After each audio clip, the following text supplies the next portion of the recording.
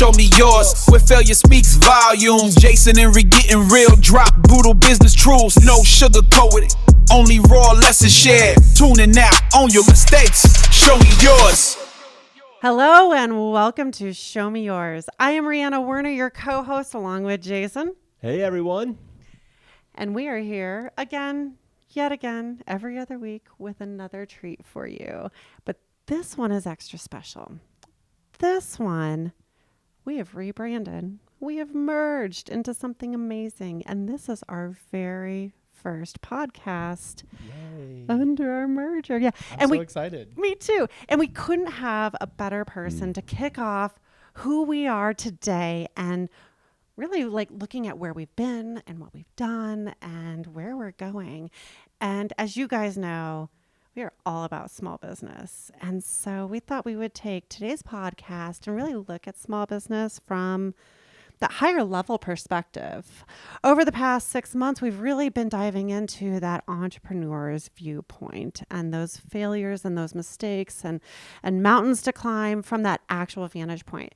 But now we're going to take it up just a smidge for this podcast and your next podcast. And we're going to look at it from a vantage point that is really important to consider.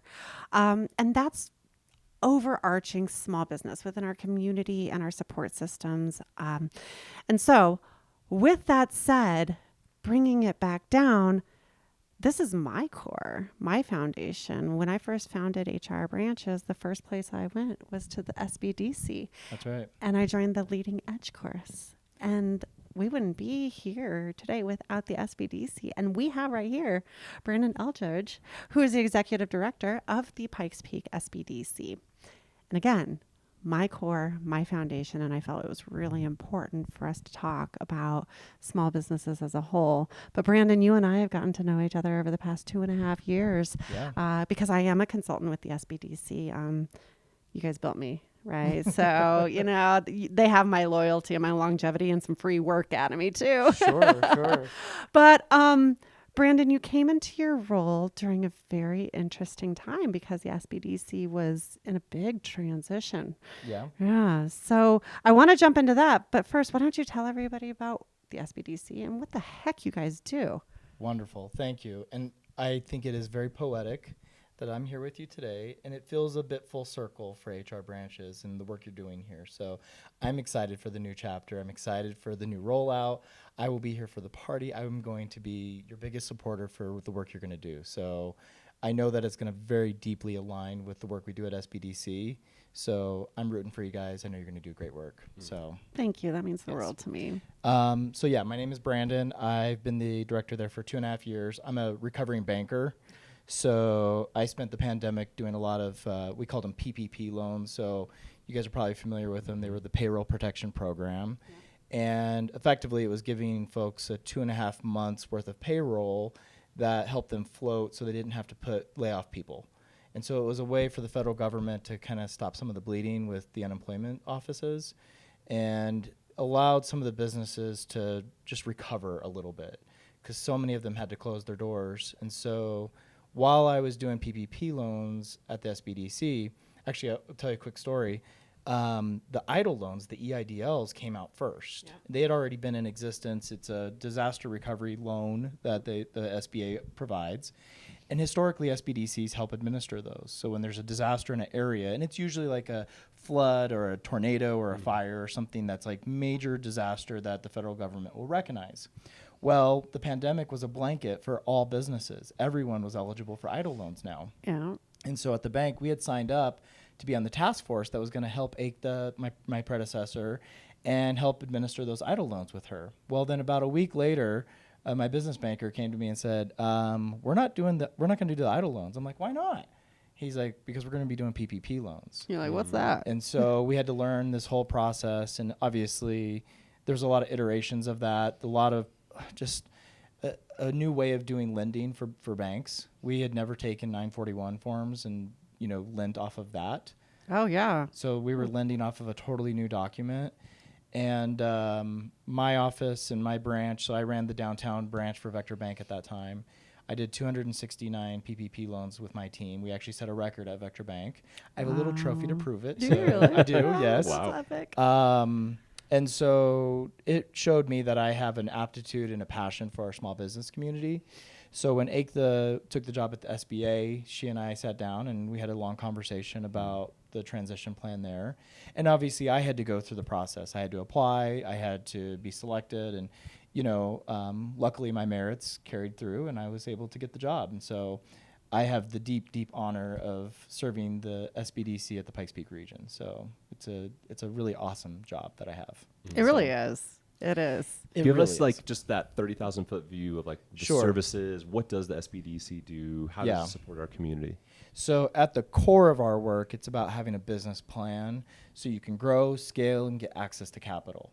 But we do that through a lot of mechanisms. We work with a lot of community partners. As you alluded to, we're hosted by the Colorado Springs Chamber and EDC. And so we work with, I actually am a member of, there's 9 chambers in the Pikes Peak region, and I have 2 more at the state level that I'm a member of. So I'm a member of 11 different chambers. Holy moly. And we're also a member of the Downtown Partnership and Visit COS and the BBB. And so we try and find allies that are in that small business space, like yourself, and just align with your work so that we can create that funnel that gets people in for one-on-one free consulting. That one-on-one free consulting is for the life of your business. So it doesn't matter if you're in startup phase or if you're exit planning, we're everything in between. Now, I think there becomes a point when the resources we have may not align with your business, and that's where partners like you come in, because sometimes you have to pay for services. So I like to say we're the king of the DIYers. We do it. We teach you how to do it yourself. Yeah. So if you can do it yourself and you have that capacity, then we're there for you. If you need to source that and pay somebody to help you with your marketing plan, or pay somebody to help manage your books, at that point, then we're going to help connect you to those resources, and we're probably not going to be that best ally for you at that point. So That's a great description of the SBDC. I never really looked at it as the king of the DIYers, but that's Yes. exactly it, because, your free consults for entrepreneurs, they only go so far. that's right. Right. I'm a consultant, and there's so many times I've left a consultation. I'm like, oh, but if only I could do more. But Yeah. Well, it's tough, but you have a line you have to draw. And think about that business plan that I talked about in the beginning. We're not writing the business plan for you. yeah. There are advisors out there you can pay to write a business plan for you. And, is it truly authentically yours? Is knowing your why built into that? Maybe, maybe not. If you do it with SBDC, your why will be built into it. It's the core of your business. And so we don't take that responsibility lightly, because we want you to earn your business plan. We want you to earn that right. So. Well, I think there's something to be said. I mean, I've written all of my business plans, and I couldn't ever imagine having someone write my business plan for me. Sure. Because it's all in my mind. It's what I'm Right. building, and it's also what I have to execute. And Yeah. if it doesn't come out of me and my plan, and it's someone else telling me what to do, then it really isn't my business, and is it really going to be executed on? Yeah. The cheat code these days is obviously AI. Yeah. And so it's tempting for a business owner just to use a software or a tool, but that's where, when I say you earn it, we want you to put a lot of thought and, have an actual pen and paper and writing it out. That means sometimes that's more valuable than spending 20 minutes plugging it into an AI bot. So. Yeah. On this podcast a few times now, I think we've joked about business plans, though, because it's always interesting. I always appreciate the activity of going through a business plan, but what's on that paper really not always comes to fruition. And so it's always interesting, because business pivots so frequently. I would encourage anybody not to get married to their business plan, or at least their first iteration of that. Treat it like a living, breathing document. And that's where SBDC comes in, is you can keep coming back and saying like, hey, this came up when we were running some data analytics, and it seems like our demographic isn't exactly what we thought we were going to be doing in the first place. And oh, by the way, we found this new piece of technology that might totally change what we're doing. Yeah. And so being flexible and resilient as an entrepreneur, I think it's a really good skill set to have. And yet the why probably never changes. Right? That's That true. piece, like, it might evolve in the same way, evolve. but But if you're getting into it and you're putting your blood, sweat, and tears into your business, the reason why you're doing it or the service that it's offering will stay core. And you can always tell those businesses that don't know their why and they're just doing something, and then the businesses that are really deeply ingrained in what their why is. There are certainly people who get into business because they fell into it and they just had an opportunity and they're doing the business. I like to say those are business owners. Okay, so stupid analogy for me, but you know, in geometry class, and they told you that every rectangle is a square, but not every square is a rectangle. Yes. Yep. Okay, so that's the way I see business owners versus entrepreneurs. I see an entrepreneur as a business owner, sure, but they are the ones that, you know, put in that risk. They put in that sweat equity. Whereas a business owner, they might just be simply an investor. They might simply just be running it because it makes them money and they see it as an opportunity, which is fine too. Yeah. But the entrepreneurs are the ones that I like to work with because they're the creatives. Yeah. I'm a creative at heart. I love just thinking outside the box and doing things the way nobody's done before. And so the entrepreneurs is who I like working with. So that's my little parallel there. Yeah, it's absolutely. very true. There's a big difference between business owners and entrepreneurs. They're the ones who create it. They ditch the map and follow their true north. But the business owners, like you said, they're the ones who are the investors, or they purchase a business. They don't really know that sweat equity that goes into, you know, taking an idea and actually bringing it to fruition. Yep. Okay. Well, Give me, I just want to know a little bit more context. You said you're a recovering banker. Is banking the thing you've done the whole time? How did you come into that? Give us a little bit more context to kind of how that evolved for you. So I'm an Army brat, and my dad got stationed at Fort Carson in 1998. So I came here as a Kansas City Chiefs fan during the Broncos that's rough highlights. So yeah. I am a Chiefs fan for all of you out there. Go Chiefs, Chiefs Kingdom. Don't throw tomatoes at your screen right now. Please. And so when we got here, I wasn't a college-bound kid. I just knew that it wasn't for me. So I got into sports retail.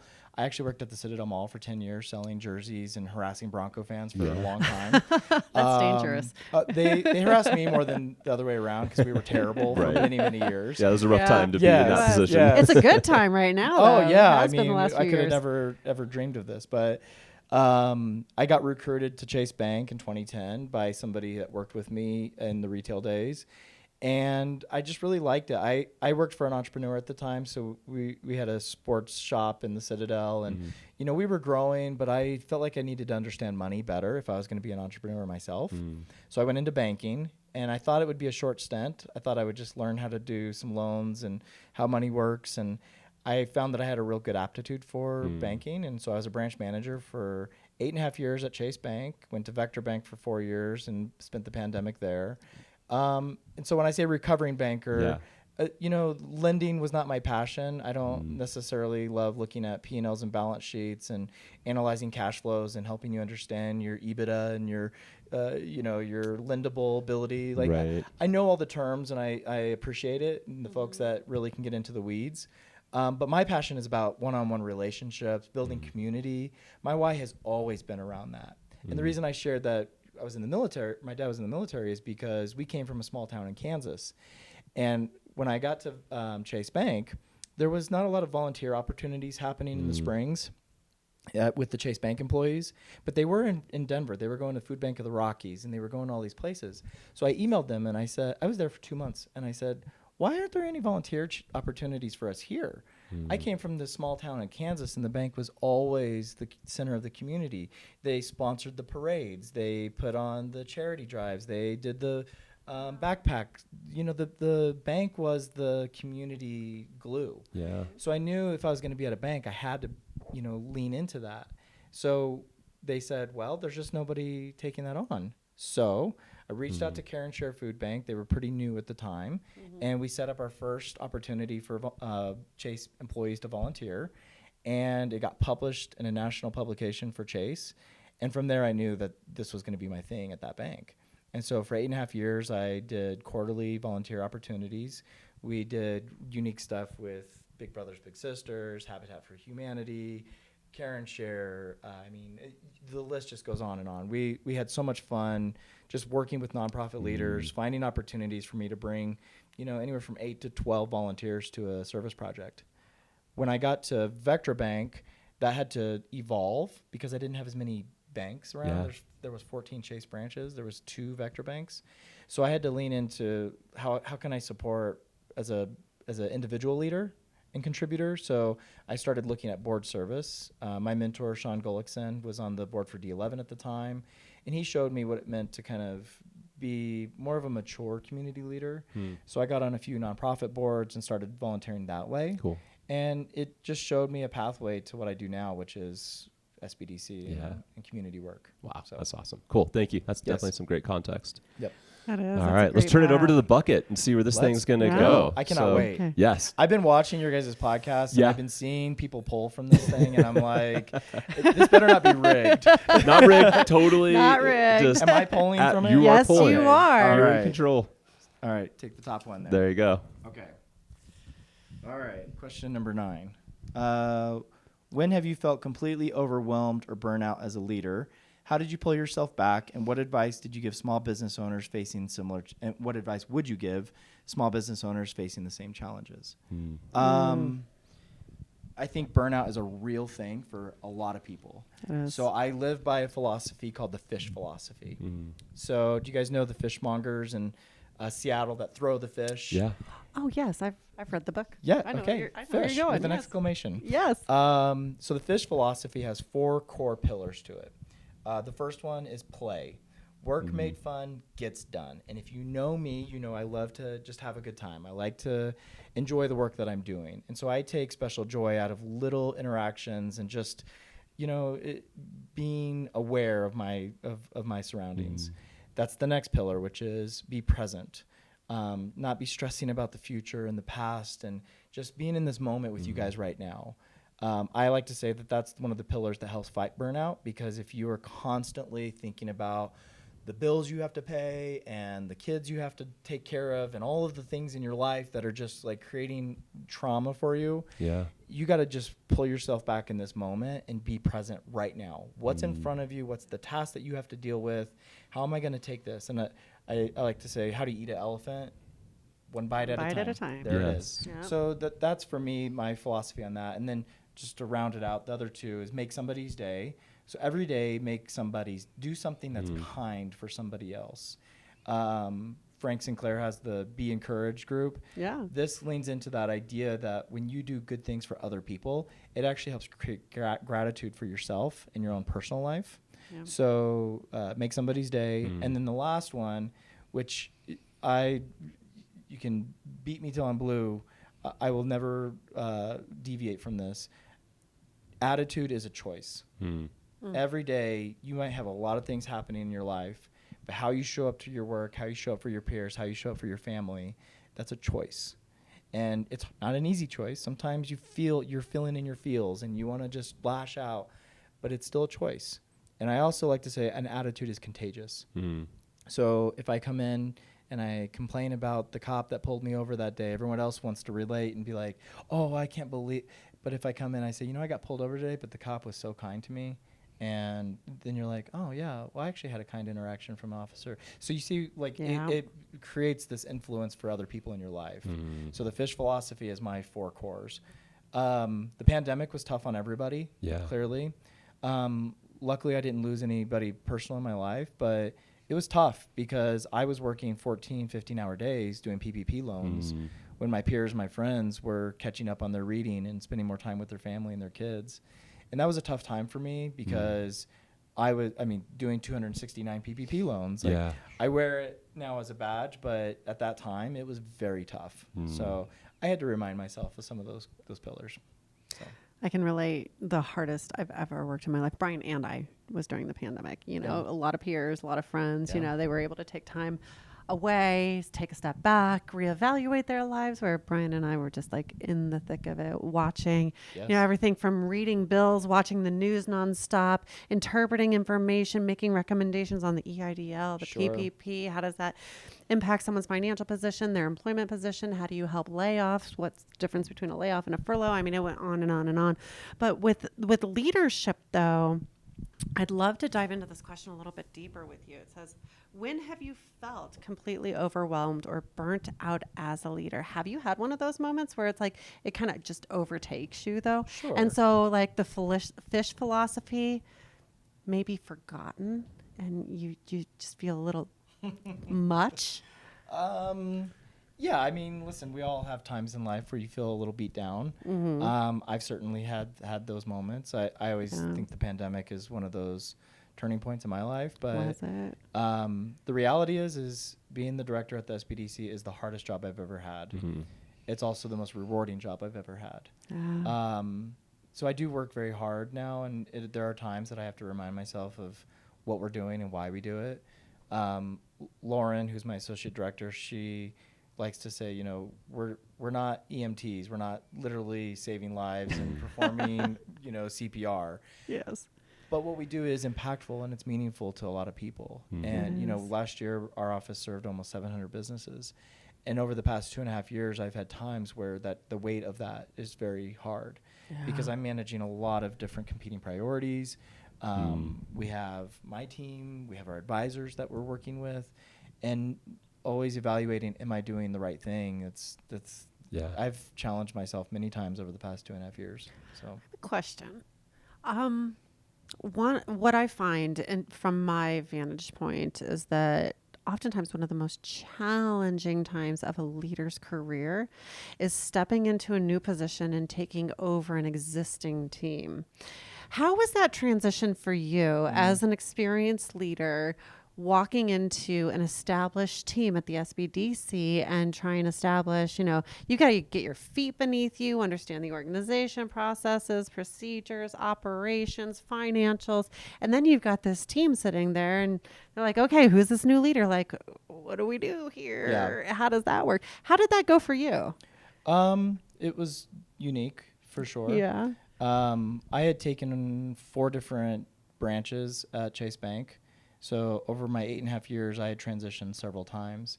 And so I was always coming into a new team, but I wasn't learning a new job. I was just taking on a new team. Going to Vector Bank, obviously I acquired a new team. And you go through a rebuilding phase. Some people are like, yeah, this isn't for me. And attrition happens naturally and all that stuff. Going to the SBDC, number one, I like to say it takes a collection of all of my past experiences and crams them into one job description. It does. We manage 9 different buckets of money. We get federal funds all the way down to private sponsorships. So, I'm managing funds from the city, the county, the state, the federal government, other grants that we write, and all of the above. And then, you're the CFO, the CPA, all of the things at once. And so understanding all of the nuances of that. And then on top of that, the SBDC had transitioned after being 10 years at El Paso County to the chamber. And so when I went in, I felt like I had this mission to show what we're really about and how things weren't going to be, I don't know, I guess there was just a lot of assumptions about what SBDC would be if it wasn't with the county. And the irony is most SBDCs are hosted by a university. So we were hosted by UCCS for many, many years. Pikes Peak State College, at the time it was community college, wrote our original grant in 1988. So universities is a strong model because of our grant writing that we have to do. But being with the chamber, it was a unique thing. And so I felt this obligation to go out and just show the world, like, what are we going to be about? And while that sounds sexy and awesome, I will say, like, it was tough on my team. Yeah. And I'm a subscriber to Stephen Covey books and The Speed of Trust and understanding that you have a bank account of trust that you're building.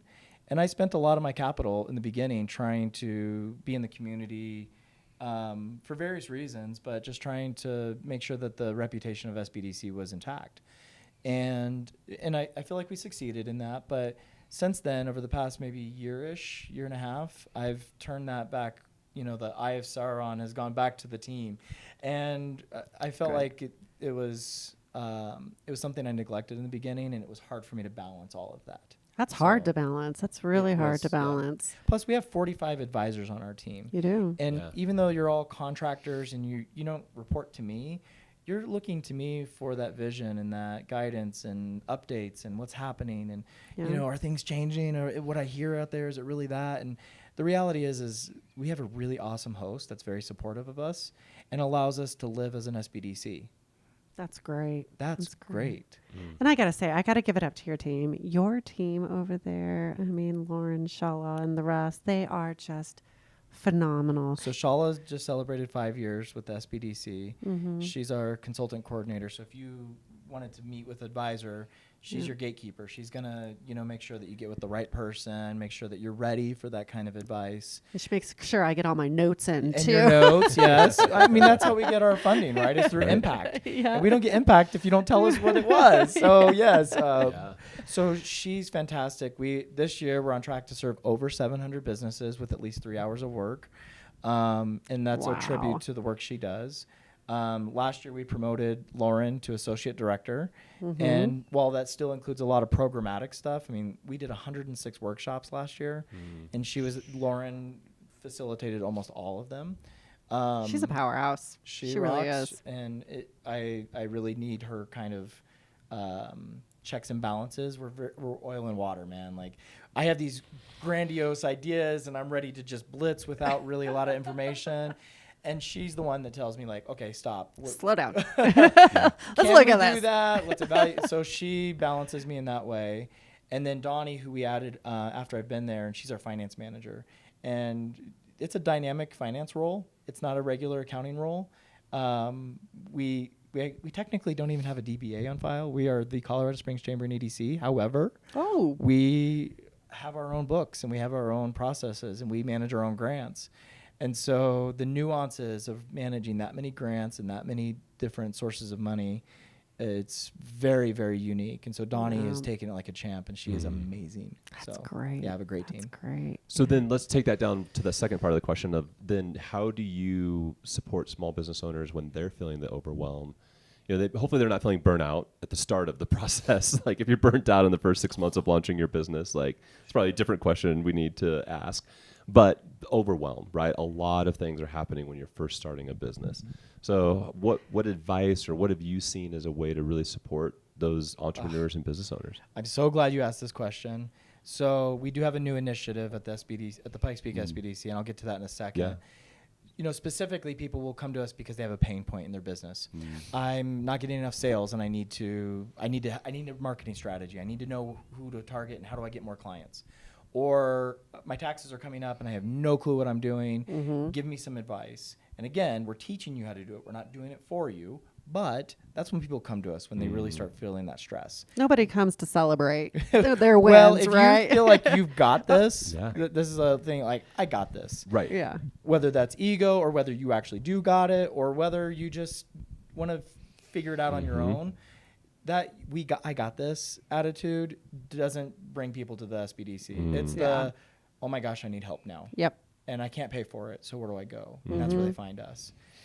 With that being said, we're rolling out a new initiative where we're actually going to be very proactive and intentional in the mental health space. So we brought on an advisor, Rebecca Hawkins, who owns a company called Regenerative Workplaces. And she is fantastic. If you spend 5 minutes with her, you just start to feel she's yoga certified. So you just start to feel like your peace, like enter your life. I need to know her. Oh, I love Rebecca. She's great. And what we've done is we brought her on to help with company culture and mental health as an entrepreneur. So it's not a therapist session per se, but it is to help you evaluate how are you being fully present today? How are you taking care of your needs while managing the needs of your employees? And we've partnered with the Lyda Hill Institute. And so they do a program called GRIT training. And they've curated GRIT for entrepreneurs. And we're going to run that class quarterly at the SBDC. Cool. And so we're leaning into some free curriculum, free opportunities to interact with an advisor that's going to help you balance out the way you view your business. So what I told Shala, and I've been talking to the advisors about this, is if you're having a session with one of our clients, one of our businesses, and you can just see the stress weighing on them, I want you to make that referral to Rebecca and have Rebecca sit down with them and start kind of talking through that. Because I think that's the first step, is just acknowledging that there is stress and there's pain happening right now. There is. So it's interesting. Whenever I consult, I'd say 90% of my consultations through the SBDC is helping entrepreneurs hire their very first employee. Sure. And I always start off my conversation with saying, well, congratulations, you just received a promotion into leadership, right? And I think a lot of entrepreneurs neglect to really realize hiring their first employee means that they are now officially promoted into leadership. And yes, entrepreneurs don't get into business to be leaders or do books or human resources or, any of that stuff. They get in because it's their passion. And then all of a sudden, 2 years later, they're like, oh, shit, I've really screwed up leadership, right? Yeah, and that's okay. Yeah. We talked about failure, and I'm a subscriber also to Maxwell's Fail Forward. Yeah. Learning from those mistakes. And to your point, not everybody's ready for leadership. No. Not everybody's ready to have dominion over others. Yeah. There's a reason why leaders are paid more. There is, because it's hard. It's really, really hard because it's the human element. It's unpredictable and messy and yucky and human. I use that phrase because we have the creative industry sector, which obviously I think of myself as a creative, so I love the sector. So all of our marketing folks, all of our creatives out there, I love you. But they also understand their why better than anybody. Oh, yeah. And they also are very sensitive to the concepts of capitalism and dominion over others. That was said to me in one of our classes was, I don't do my art because I want to have dominion over others. And that's fine, but I will say it comes a point when you have to start building a team around you. I learned a term called BAIL, B-A-I-L, like you get your banker, your accountant, your insurance, and your lawyer. So like you're building a team around you, whether you think you need to or not, or you should at least build your team. And sometimes that means having somebody that supports you on the day-to-day of your business, whether that's making sure that your art has a copyright or a trademark or whatever, or that you are protecting what's yours and not allowing other people to take advantage of that. So I would encourage anybody who's in that phase where they're thinking about adding a team member and becoming a leader, that's a very intentional thought, but that's sometimes a very prudent decision to make. It is, absolutely. So one of the first things I always encourage these new leaders to do is develop themselves as a leader, because one consistent I've found in my business is the organizations with leadership that's a little rocky, those are the ones with the HR problems. Yeah. The ones with strong, good quality leadership, they don't have many HR problems at all, ever. That's fair. I like to think that good managers sometimes make good entrepreneurs, and that they know how to manage the day-to-day of their team. Yeah. Just creating a schedule. Maybe you've never had to create a schedule before in your work, in your job. Now you're running a business and you have to create schedules for people. Yeah. That's hard to do the first time. Yeah, that's a skill, man. Well, I was just going to say, I think a lot of it taps into this idea that as leaders, if we don't know how to lead ourselves and view the fact that like I'm leading my life, I'm leading my schedule, I'm owning. Yes. If I can't do that, then how am I ever going to extend that to other people? And so 100%. That's the biggest piece there to me that I often think about is like, how are you like, what do I see in yourself that you're leading in your own life or in your own business, or do you let everything else, like people drive you? I was actually just sitting down with a couple leaders the other day talking about they wanted some help in prioritization and how to prioritize this crazy list of things that they needed to get done. And I just looked at them and I was like, you guys, like if you can't manage your own calendar, then other people are managing it for you. And so that like that's one step of just pure leadership is like, can you manage your own time? Yeah. And often so many entrepreneurs don't even know how to manage their time. It's just whatever's coming in, right? There's just zero time management. So things get very inefficient or they're all over the place. So just that like self-leadership is such the birthplace of then how do you go lead other people? That's a great point, because our team emulates us. As leaders, our team watches exactly what we're doing. And if we're not managing our calendar and we're showing up to a meeting at consistently 5 minutes late to every meeting, guess what our team's going to do? Yeah, you got it. They're going to be late 5 minutes every single time. If they just blow off meetings, or if we blow off meetings, they're going to do the same. If they're late on deadlines,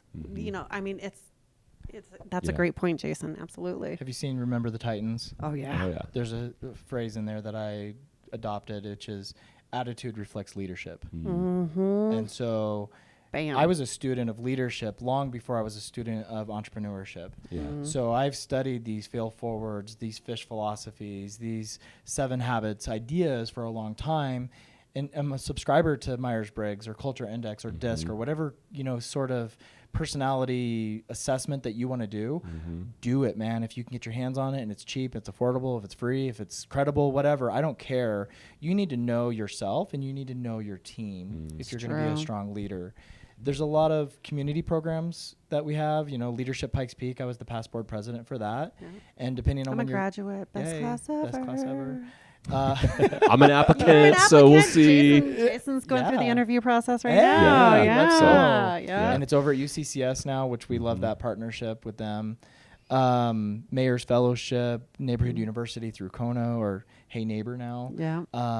There's just so much out there. And so whether you're doing something like that or you're just investing in yourself as a leader and understanding who you are personally, that is definitely a valuable asset as an entrepreneur. It And to really just is. kind of circle it back, I find burnout is an analogy, like you got to keep the fuel going, right? So burnout is basically an analogy that there's no more fuel to keep the fire going. Sure. So it's out.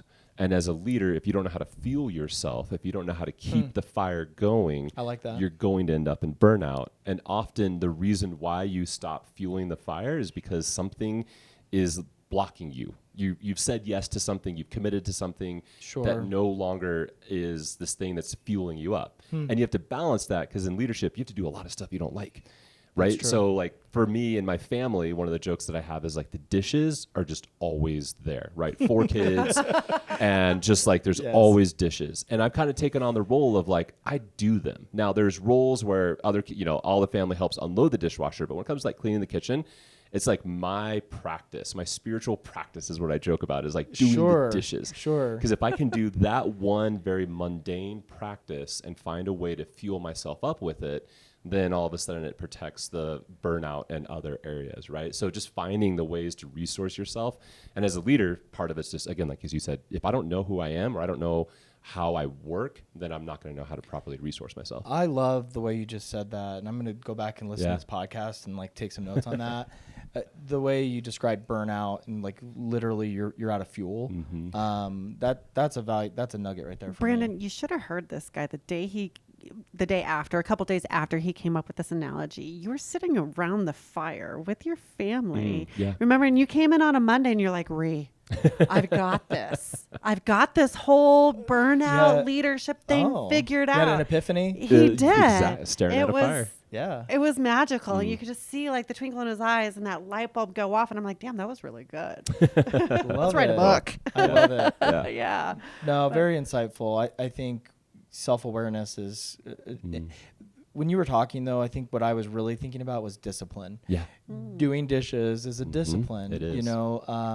Having control over your emotions, that's a discipline. Showing up on time, it's a Yeah. Discipline of your calendar, right? Yeah. Have you guys heard, there's a UFC fighter who has he's got a soundbite on YouTube.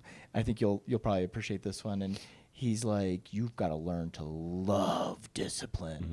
It's almost like, no, I don't. Like you almost get scared, but like he's intense about the word discipline. And I think the more you can adopt that in your life, the better you probably be at keeping some of that fuel. Yeah, It's true. absolutely. True. All right, let's move back to Let's the do bucket. one more. That was a good one.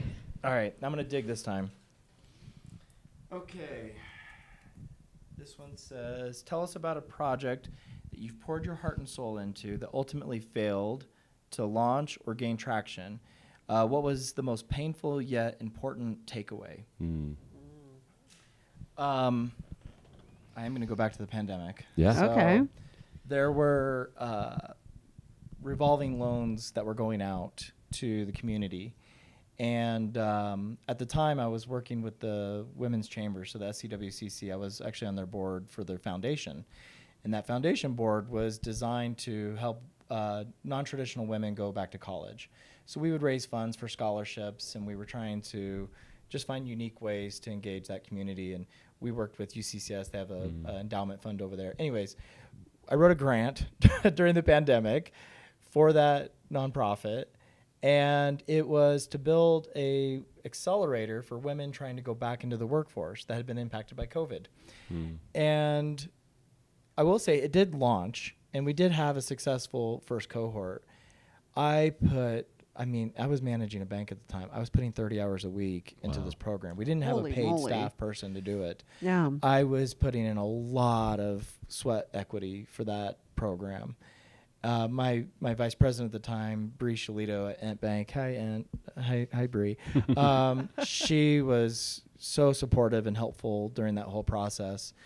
But we put a lot into that program, and we ran it. I think it went successful. I think we supported quite a few women through that program. I think we had 15 to 20 people graduate, but it didn't carry after that. And I don't know if it was just a lack of foresight to how to create continuity in a program like that.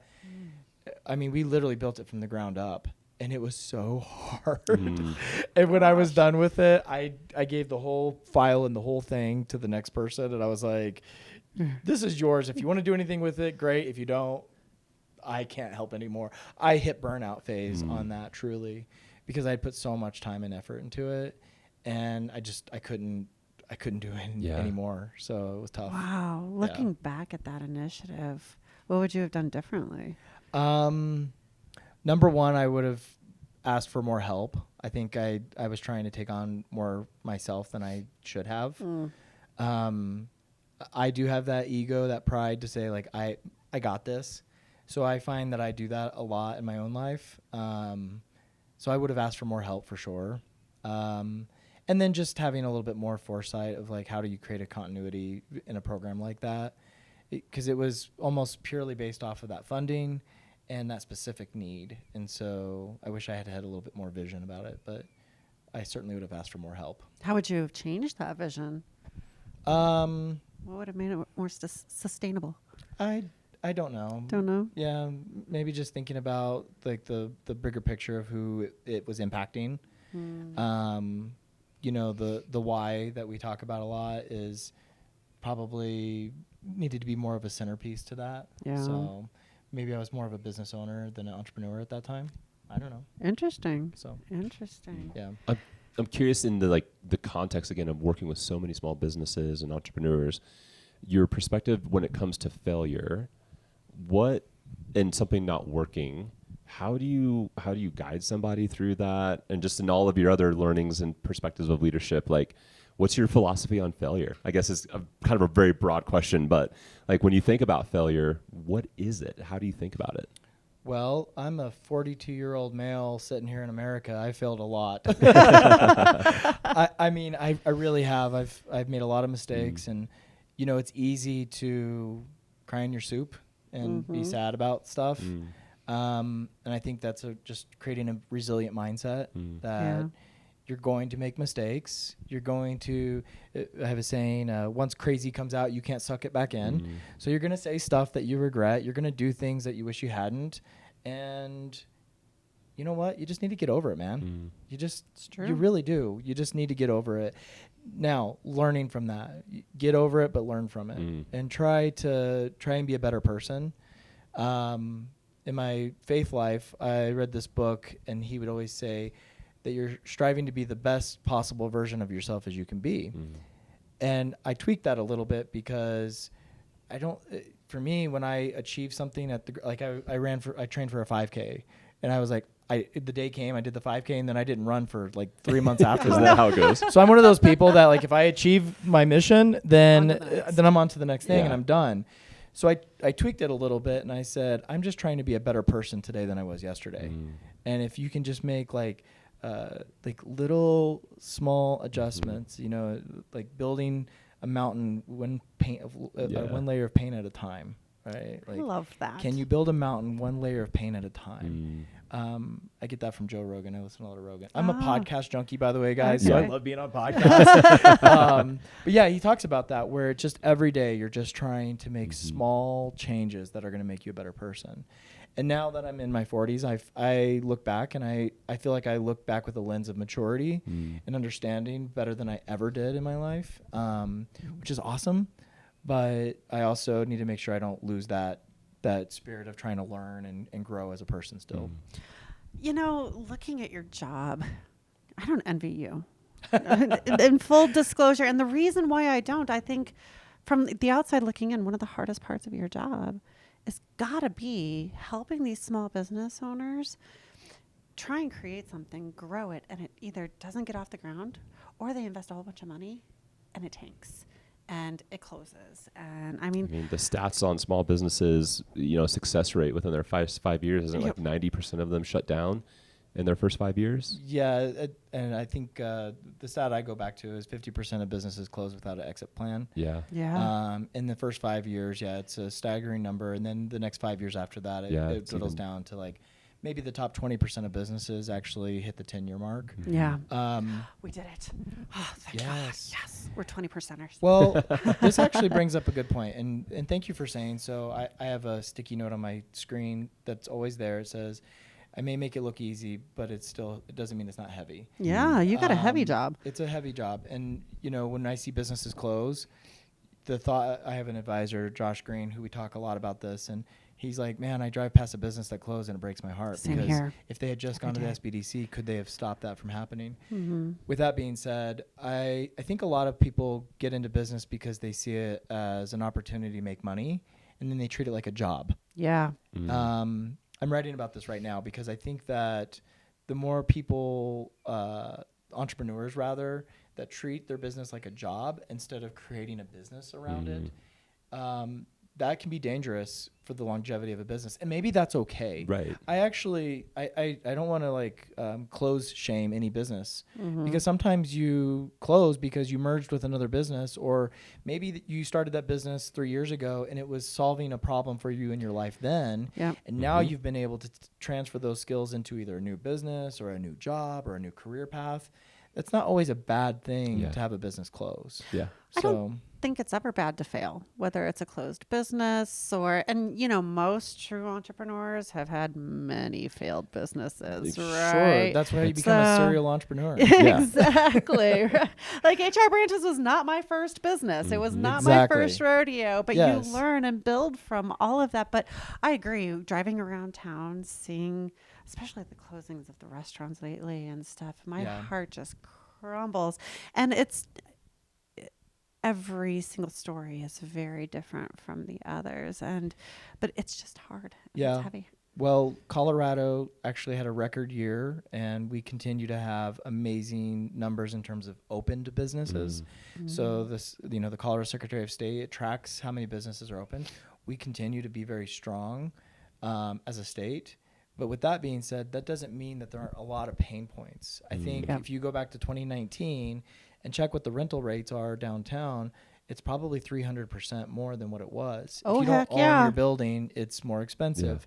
Your supply chain is more expensive. Your talent is more expensive. So these things that we talk about, in the national news, that's where it percolates for our businesses, where I'm paying more for my cost of goods. I am paying my employees and my talent more to retain them, and it costs more to just live in a building and operate in the first place. I work a lot with the BBB and Jonathan, and we have this AI summit coming up, and he's adopted this mantra this year is that busy is the enemy of strategy. It is. And what that means is the more time you're working in your business, it's less time that you can work on your business. And the reality is everybody has to work in their business more. You don't have a choice. If things cost more, so you got to take on more. So this AI revolution, and we alluded to this early on, is like, what are some trends in business now? And AI is coming like a freight train, man. Yeah, it has. We called it the Blaze AI Summit because it is an inferno of opportunity. It is. Now, we want people to do it ethically. We want to, make sure that you protect your PI and your client information. So we look at it from a lens of protection as well. But there are some really awesome tools and some thought leaders that are helping businesses streamline and become more efficient so that they're not as busy. Yeah. Jason, you're attending. I am. I'll be there. Let's go. Yeah. Yes. I cannot wait for this AI summit. We created an agentive AI bot that we're actually have a, those like Dolly Parton posters that you have in like somebody's office or like The Rock. So I created an AI version of Blaze. So it's an actual guy there and we have an agent of AI that's going to interact. That'll be like his source. And so we have some neat things we're doing in this space. The free classes we're teaching, by the way, shameless plug, come to the free AI classes that we're teaching. Jonathan is putting it in a way that helps like a really, really like third grade level person understand what's happening with AI. So yeah, this is an exciting time. It really is. I think it's a really exciting time to be alive and in business. Jonathan said at one point, gosh, it's been ages since he said this, but it really resonated in me. This is the most significant industrial revolution in history that we're experiencing right now. Well, this is the first time humans have built a companion that can be a free thinking entity that truly is that companion. Yeah. When you train a agentive bot, you're giving it tasks and tools, and we would encourage you to, have a lot of oversight and fact check it and make sure that those hallucinations. Yeah, one of those things. Just make sure it's not on shrooms. Yeah, exactly. It's not hallucinating. You don't want your bot on shrooms. Yes. That might be fun. Hey, come on, let's try it out. I might try that today. We're going to put Bob on shrooms and see what happens. Exactly. There it is. We call here, my AI is Bob. Bob, so yes. Everybody in the office knows Bob, and I've been training him since, the inception or the release of ChatGPT. Sure. So it came out in November of 2022. And I signed up for my account December 1st, 2022. I think I was like March of 23-ish. Were you? And I was on the free version at first. Yeah, I was too. And at the time, to do images, you had to like have the paid version to do Dolly. Yeah. And so I just wanted to make weird stuff with pictures. Yeah. And so I paid the $20 a month, and I will never look back. I will always have at least a paid version of it. Yeah. Mostly because I was introduced to the idea that if you're getting something for free, then you are the product. Exactly. Yeah, and I true. just hated that idea. So I'm like, well, I'm paying for it, then I'll show you. Yeah, exactly. So I do pay for chat, and Chat GPT-5 is coming out right before our AI summit, literally in like a week or two. And we just found this out, and I'm like, oh, we're gonna have so much fun talking about this stuff. It really is it's changing the way we do business. It will change the way we do business. One thing that I think is a misnomer, and I've heard this a lot, is that AI is a way to level the playing field. And that means like an entrepreneur who's taking on 3 extra duties might be able to offload some of that. And that's true. I 100% agree with that. But do not get it twisted. The big businesses are adopting a lot of AI stuff too. Yes, and they are. They've been doing it before the LLMs were really open source. They've been creating their own versions of this for years. I was at Chase Bank in 2010, and they were talking about AI built into some of their stuff. So large organizations do have a step ahead, but it's like this element where like you're here and these big businesses are here. So we're just all stepping up. Absolutely. So, but it's definitely going to increase capabilities one way or another. Yes. I always love it when people say, well, AI is going to take my job. I'm like, oh no, honey. People with AI skills, just like Jonathan says, people with AI skills are going to take your job. So hurry up and bump up your AI skills. Yeah. I went to the SBDC conference. We have a national conference. There's 1,000 SBDCs across the country. So we have a big conference every year. And last year was all about AI. And that's what I came back with, which was AI won't take your job, but the person who knows how to use it will. Yeah. And that's what we're saying about business. Businesses that use AI or AI businesses won't take your business, but rather if you know how to use AI really well, it'll help you adapt faster. It will. So. Absolutely. Yeah. All right, let's land this plane with one more. All right, one more. Okay. Let's see. Question number 12. What is the biggest people management mistake that you've made that impacted morale? I think we kind of spent... We did. Let's skip that one. Okay. Yeah. We beat up leadership. Describe a moment when your ego got in the way of a good decision, either of your own business or when advising a client, and how did you course correct? Wow. Ooh, you just talked about your ego too. I know. I think ego is...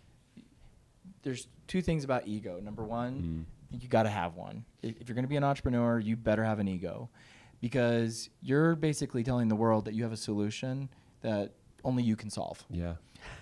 That's true. Now, maybe you're replicating what the guy down the street is doing. I mean, if you have a taco shop, you might be replicating an industry and emulating a lot of what you've seen. But how are you going to differentiate yourself from your competition? Yep. And I hope that ego is driving part of that. I mean, I hope that you're just saying, like, we have the best dang tacos on the planet. Yeah. Yeah. So I do hope that all entrepreneurs have egos. But understanding that very fine line between how that ego is driving your innovation, driving your business forward versus holding you back. And when is it getting in the way of your relationships and your ability to be self-aware? Yep. So I'm a big fan of EQ, so emotional intelligence. As I talked about with the speed of trust, I'm a big believer that there is equity in building relationships with people, and you can go into the negative in that. And I think that's when ego really is blinding you from the reality. So just being very self-aware, understanding and reading a room and reading a relationship. This is tough for me because I tend to overly trust people and always see the good in others, which is hard for me because I know that not everybody is good and not everybody has my best intentions, just like I do with them. Gosh, I'm a shameless plug for Stephen Covey right now. I think the difference between think win-win and synergize, which are both two habits. Think win-win is when you go into a relationship thinking, I can help this person. Yep. And we're going to find a way to do that. Synergy is when you can convince the other person to think that way with you. Mm-hmm. And you have to put your ego aside if you're gonna find that habit. If you're gonna convince, if I'm gonna convince you, Rihanna, that you working with me is in your best interest, I can't blind you with my ego. I can't allow that to be a line for us. Yep. So, well, especially when you think win-win, right? Like you have to let go of a portion of your ego to say, you know what, this isn't only in my best interest, it's also in the best interest of you. So how do we find that happy place for both? And I find when my ego gets the most of me, that's the part of me that takes over. Is no, I'm right. sure. You listen to me. I'm the fucking expert here. Right? Yes. And then all of a sudden I circle back around and then, I'm on the other end and I'm like, shit, I was wrong. Yes. Right? I tell my team all the time, I'm way more competitive than you ever will know because I don't want to do that. I don't want to have to eat crow later and be like, yeah, okay, you were better, whatever. Yeah. Like, I love winning. I love being in first. Ricky Bobby, man, if you ain't first, you're last. Yes, I am all about that exactly. life. So I love winning, but I also like to think of myself as a gracious loser. Yeah. Like, I don't want anybody to win and feel bad that they won. Yeah. So exactly. I like to be a gracious loser, but I am very competitive, and my ego drives a lot of that, I'm sure. We So- were in a meeting just yesterday with Jason, Bryan, and myself, and we had a hiccup with a client that we were in the process of resolving and working through with the client and stuff. But I looked at Jason and Bryan, and I was like, I really hate being wrong. I hate being wrong. Sure. Not a good feeling. Oh, that's when I lose the most sleep at night. Of course. Yeah. What are you going to say? We were kind of circling around this idea of that kind of do it myself energy, right? Yeah. And so again, like the ideal client for someone in the SBDC is they can admit that they need the help, right? And sometimes ego is the thing that can limit you from being able to ask for help. Yeah. Because we have 1000%, yes. I can do it myself. Yes. So I guess kind of in reframing this question in the context of our conversation, when was there a time where you felt like you could do it yourself and you realized you couldn't? Gosh, I probably still do this every day. Yeah. I don't know, man. It's a daily struggle for me because it's not to say that I'm one of those people that say, if I don't do it, then it's not going to get done right. Right. I don't think that way. Yeah. I think honestly for me, I don't like adding burden to other people's life. And so when things come up at the SBDC, sometimes I'll just do it myself because I don't want to add extra workload. And so I'm like to a fault, like, being a martyr. Yeah. And so then I add extra workload and I absorb that because I feel like that's a leader's responsibility, number one. The leaders eat last stuff. Like, I think that's a good way to live your life. But I think this is a daily struggle for me of finding out when do I release and my boss at the chamber, John Reader Claymeyer, she says, you got to learn how to let go of the vine. Yes. And she talks about that a lot. And Yeah. that's tough for me. It really is. I struggle with the same thing. For many, many years, I didn't want to put additional burden onto my team members until an old mentor came to me and said, Rihanna, do you realize you're taking away one's ability to do their own job? Mm-hmm. You are removing their ability to actually perform and exceed your expectations because you took away their choice, Sure. their ability. It's an interesting dynamic to think of it that way, Mm-hmm. because then I go through my checklist of like, well, I know all of these things that you're already responsible for, and I know that you've got these personal things that you're dealing with as well, and thank you for showing up with a positive attitude despite that. But hey, I also have more projects for you. Right. And actually, as I was driving over here today, I called Shala and I said, hey, I've got a special project. Do you have time to take this on? But 3 minutes before that, I was thinking, oh my gosh, when am I going to have time to build these packets? We got this class on Saturday. I've got this going on. And I thought, oh my gosh, Shala's doing a very similar project. Maybe she can do it at the same time. And she was like, yeah, no problem. Oh, that's And awesome. I thought, that was my pat myself on the back moment. Like, oh yes, I delegated something. I allowed myself to not feel that stress, so I can move on to another. You ever see the movie Up with all the balloons? Yeah. I think of all my tasks as that big balloon-filled basket lifting up that house, and all of those balloons are just floating around, and my ego like keeps me from like giving some of those balloons to other people. I think sometimes. So Yeah, that makes sense. Yeah. Oh, we covered a lot of ground today. I know. Yeah. Wow. Thank you. Well, yeah. thank you guys. Yeah. Yeah, what a great discovery journey on leadership and ego and opportunity and the SBDC. Well, this is a beautiful space you guys have. Thank And you. I know that when you find good people that want to help entrepreneurs and help this community, you have to latch on to that. And so that's why I'll ride your guys' coattails all day long. You guys are doing amazing work here. It's a beautiful space. A lot of learning and a lot of great things are happening here. So I'm proud of you guys. Thank you. Thank you. Yeah, Yeah. all grown from a basement. Yes. So, the true American story. yeah. Where you're still paying bills, but you're making a success out of it, and you're leaving a legacy for the community. So Well, upward and onward. Yes. So as we part ways here, I really want to poke this one question to you is you have this incredible small business vantage point that not many people in our community have, right? You see such a wide, deep, broad spectrum of small business.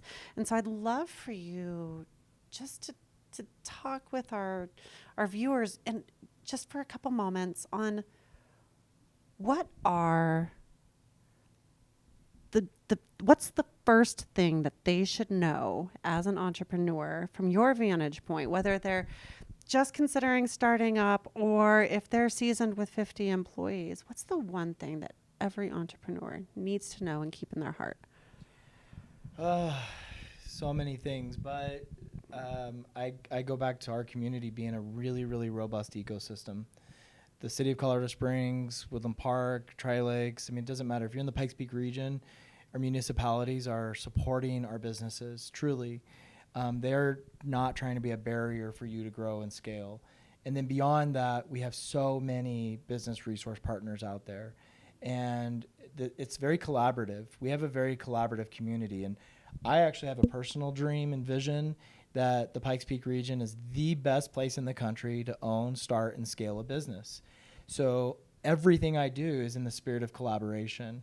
So what I want a small business owner to know is if they want the help, it is there for them, truly. And it doesn't have to be at SBDC. It could be at many of our other resource partners. And it's too many to even really go through. But I will tell you, if you seek it out, they are there to help you. And then just understand your own mission, your own why, and build your business plan around that. And just be true to who you are, and know that you're going to make mistakes, and know that you got an ego, and all of those things are all good things. So, yeah. What I'm hearing is ditch the ego, jump in and join the small business community, and let's do this together. Give us a chance. Yeah. If you feel like there are things that you mostly know, give us an opportunity to just have one session with you, just to inspire you. That's Yeah. what we want to do. We want to inspire you to find a different way of doing old things. Or if they know it all, we can flip that script and say, hey, let's be a consultant. The 8th and final habit: find your voice and help others find theirs. Exactly. Right. Well, thank you so much, Brandon. I appreciate you joining us Thank you. here in Grandma's living room today. Yeah, and I love it. Yeah, exploring. I look forward to many, many more years of partnership and continued collaboration with the SBDC. Beautiful. Thank you. But Jason, do you have any final words before we wrap this baby up? I don't think so. It's been a great episode. Looking forward to what's coming up and the fact that, we're in the new reality of our new brand. So it's some exciting times around here. Small world, you plugged our next episode without even realizing it. Hey, let's go. Next up, What's we've the next got episode? Jonathan Liebert of the my BBB. God. Yeah, it's gonna be a great one. So this is going to be a really great, 2 segments here. Can you do me a favor when Maybe. he gets in here? Don't call him. Can you just call him the Godfather and see how he reacts? Great. So I'm saying that the reason he's been teaching these AI classes, Yeah. and I'm saying he is the Godfather of AI for our community. So He just call him is. the Godfather and see how he reacts. Love it. right, duly As we noted. sign off, though, Brandon, tell people how can they Beautiful. get connected with the SBDC? So number 1, we're at Catalyst Campus. Just stop in. We're open, normal business hours. You can find us on Pikes Peak SBDC.org. You can call us. You can subscribe to our newsletter, which is really great. I publish grants every month, all of our upcoming workshops. We feature small businesses in the newsletter, and all of the social media platforms. If you're on any platform, find the Pikes Peak SBDC, follow us. You'll get to see all of the great stuff we're doing, and we use it as a bulletin board for everybody else in the community too. Cool. All right. Thank you. Well, everybody, thank you for joining us this week in Show Me Yours with Brandon Eldridge.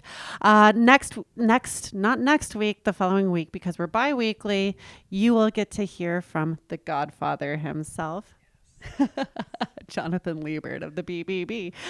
Until then, my friends, this is Jason and I signing out. Until next time. See you guys. Bye.